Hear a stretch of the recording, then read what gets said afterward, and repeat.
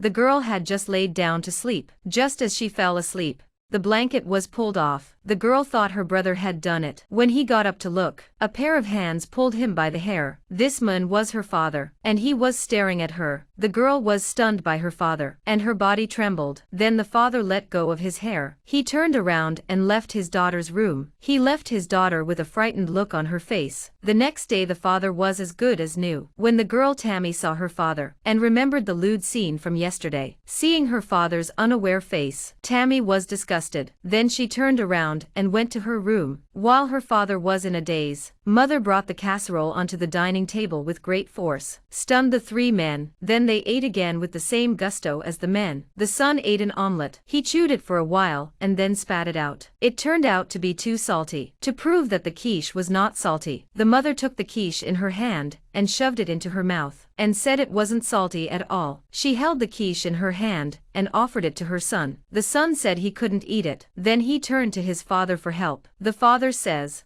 "Then don't eat it." Suddenly the mother's eyes became very strange. Then she threw the quiche on the table. She pushed all the plates away. The son was scared and cried. Then the mother became even more frantic.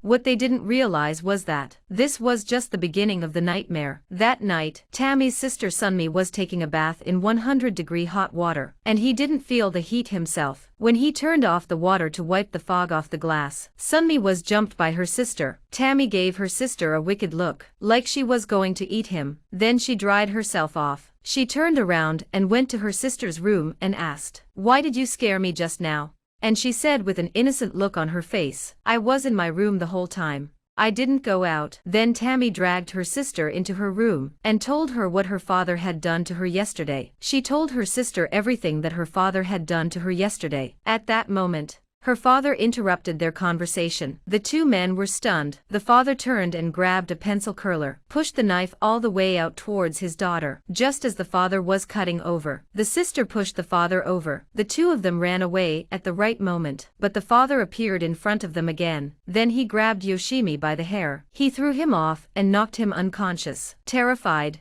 Tammy ran to the other side, but then her father didn't go after her. Instead, he went inside the room. He came out with a hammer. At that moment, Yoshimi woke up. He got up and looked for his sister, but there was no sign of Tammy. By this time his father was standing behind him. He picked up the hammer and was about to hit it. He was stalked by Tammy behind him. Slowly, his father turned around. Tammy slapped him from the top of the slope, but he was unharmed. Then he lifted the hammer and walked away. Tammy walked past him. Just then, the same sound as her father came from downstairs. Then the father upstairs dropped the hammer and walked towards the room. When the father from downstairs came up, he found his two daughters cowering in fear. The father accidentally stepped on the hammer. He looked up and saw the hole in the wall of the door, asking them what was wrong. They were too frightened to say a word. Just then the younger brother came out. The two sisters rushed to tell their brother not to come over. At the same time a woman picked up a hammer. The wife threw the hammer at her husband. She was able to dodge it just in time,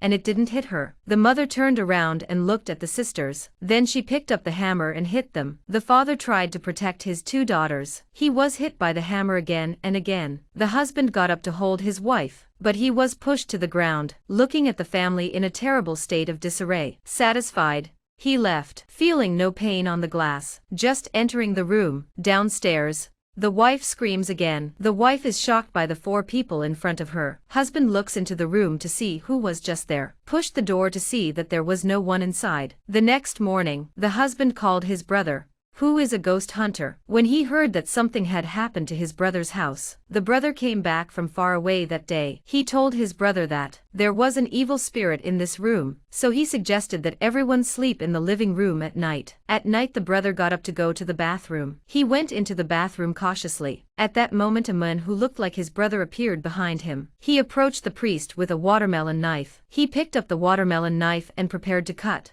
but the watermelon knife wouldn't go down, and so the family made it through the night. The brother told his brother. The brother told the brother that the girl was now possessed by an evil spirit. The priest had put an exorcism in the cup yesterday, but Sunmi smelled it and didn't drink it, because the exorcism is colorless and tasteless. Only evil spirits can smell it. Then the brother asked his brother to tie Sunmi up at night. When he returned at night, he would exorcise the demon. When he returned, his father knocked Sunmi out straight away. He tied him to the bed. At that moment the priest came back, ready to start the exorcism. The priest first sprinkled a little water on Sunmi. Then he placed a cross on him. Then he hit Sunmi with a willow. Sunmi begged for mercy as he was beaten. Each blow hit solid flesh. The mother couldn't take it anymore. She held the priest and told him to stop. The husband pushed him to the ground, but then the wife said something.